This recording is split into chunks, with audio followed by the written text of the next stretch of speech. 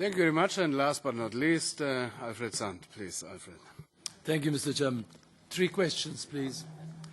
For the second year in a row, the European Parliament, in its annual competition report, has requested a strict separation between the departments within DG competition that draw up guidelines and those that have the responsibility to apply those guidelines. In this regard, do you have any plans to tackle the overlap and actually the lack of transparency between the different functions of DG competition as a rule setter, as a rule supervisor, and as rules implementer? Second question. In the run-up to your election as EU Commissioner for Competition, when replying to the EP questionnaire ahead of your hearing, you have rightly stated that the Commission's ability to ensure fair competition and promote competition culture in a globalised environment depends on its capacity to cooperate with other relevant authorities, including with traditional trading partners outside the EU, as well as emerging economies. In this regard, could you provide us with some feedback on the progress that has been done in competition policy from the EU side vis-à-vis competition agreements and cooperation with third countries, non-EU countries?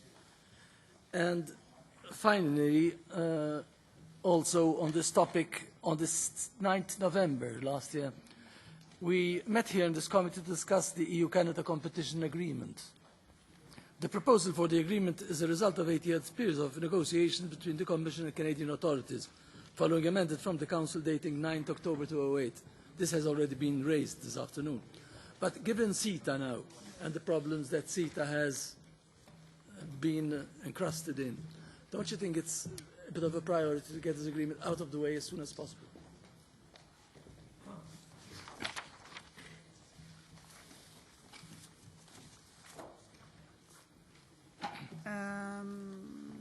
It is already the case that we have different divisions doing the rule setting and using rules.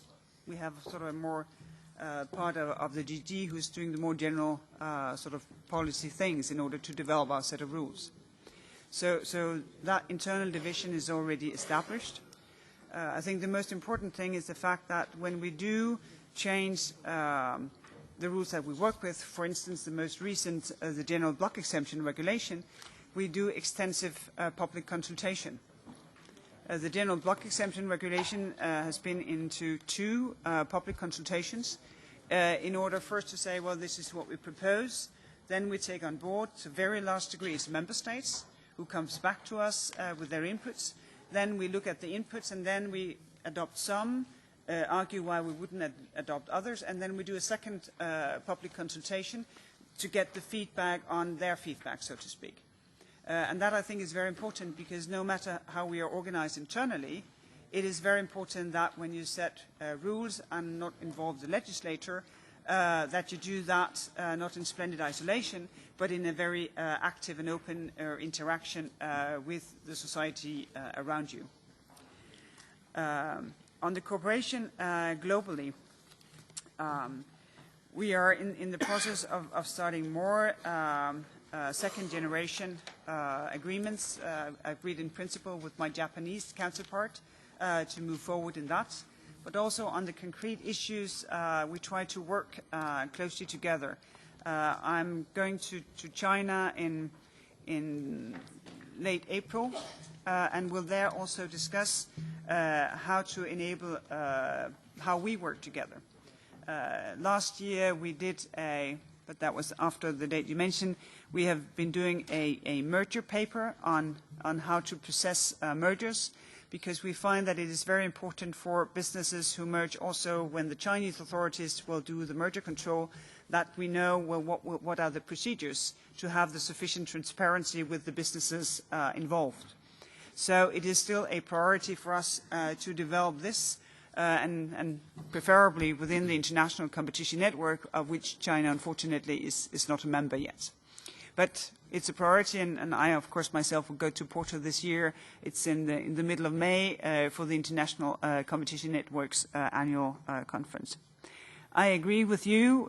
We will do our best to get the agreement from Council to pass the Canadian second-generation cooperation agreement, and then, of course, I hope with your help, to be able to process it as quickly as possible here, because it is important that we work closely together, because with globalization and the speed of doing business, well, then we need competition authorities to work together in order to be able to keep that speed, so that we also have a more global approach to law enforcement and not just a business approach.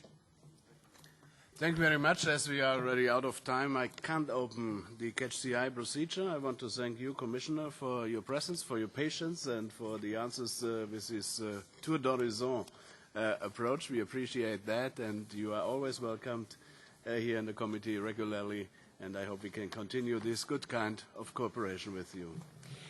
Well, I think I am myself making the error of exhausting your patience, because I am afraid that sometimes my answers are a little too long, so I apologize for that. But I'd be more than happy to take your invitation to come back, both in this sort of more broad exchange, but also specifically on the proposed legislation. I am looking very much forward to work with you, and I take you up on the promise, President's promise, to do it as a priority.